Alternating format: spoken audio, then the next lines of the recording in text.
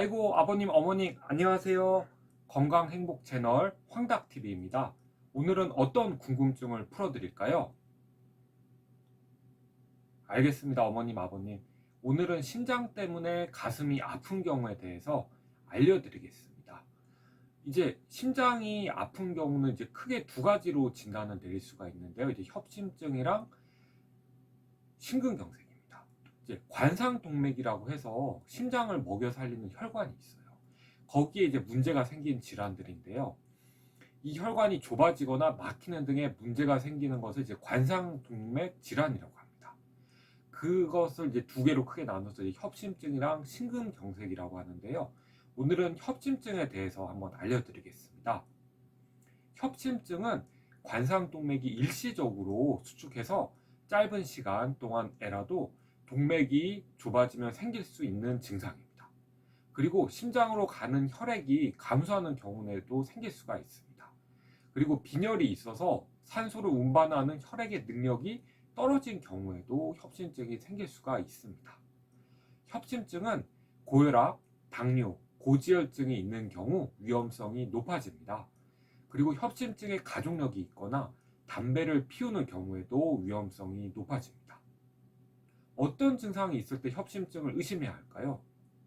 협심증의 증상은 가슴 통증으로 주로 나타나는데 매우 다양한 정도로 나타납니다. 활동하는 동안에 통증이 생겼다가 휴식을 취하면 통증이 사라지는 경우가 많습니다. 하지만 휴식하는 중에도 가슴 통증이 발생하는 경우도 있습니다. 전형적인 협심증의 흉통 증상을 알려드리겠습니다. 우선 가슴 한가운데서 무디고 무거워지면서 쥐어 짜는 듯한 통증이 생깁니다. 이러한 통증이 목이나 팔 쪽으로 퍼져나가는 것도 특징입니다. 협심증의 증상은 평소보다 활동을 더 많이 하거나 날씨가 추울 때 자주 심하게 나타날 수 있습니다. 다음과 같은 증상이 있는 경우는 무조건 병원을 방문하셔야 됩니다. 첫째, 증상이 처음으로 나타났을 때. 둘째, 예전에 비해 증상이 자주 나타날 때. 셋째, 휴식을 취하고 있어도 통증이 있을 때. 이때는 꼭 병원에 들리셔야 합니다. 협심증 진단은 어떻게 할까요? 증상으로 협심증을 의심할 수 있지만 역류성 식도염 등에 의해서도 가슴 통증이 생길 수가 있어서 정확하게 판단이 어려운 경우도 있습니다. 병원에서는 우선 혈압을 측정하고 심전도를 검사합니다. 심전도 검사는 심장의 전기적 활성도를 살펴보는 것입니다. 심한 협심증의 경우 심전도 검사만으로도 진단될 수 있습니다. 하지만 협심증이 있어도 심전도 검사는 안정된 상태에서는 정상으로 나타날 수 있습니다. 협심증의 경우 심장의 문제이고 사망률 2위의 질병이기 때문에 신중하게 판단하셔야 합니다. 심전도 검사에서는 정상이더라도 협심증이 강하게 의심되는 경우 운동 부하 검사나 관상동맥 조영술, 관상동맥 CT 등으로 정밀하게 검사하기도 합니다. 협심증의 치료는 우선 관상동맥을 넓히는 시술을 고려할 수 있습니다.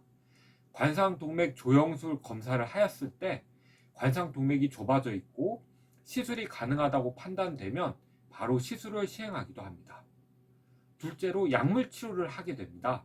증상을 호전시키고 협심증의 재발을 막을 수 있습니다. 그리고 생활습관 개선도 꼭 필요합니다. 금연하고 지방이 많은 음식을 줄이고 체중 조절을 하여서 운동을 꾸준히 하는 게 좋습니다. 자, 협심증에 대한 궁금증 풀리셨나요? 가슴 통증의 원인은 정말 다양합니다. 그 중에서도 심장이 원인인 협심증의 경우 조기 진단 및 치료 관리가 매우 중요합니다. 가슴 통증 의심되시면 협심증에 대한 진료 후에 검사가 필요하다고 판단되면 검사하셔서 협심증인지 아니면 다행 협심증이 아닌지 확인해 보는 것을 권장드립니다. 오늘도 시청해 주셔서 정말 감사합니다. 항상 건강하고 행복하세요.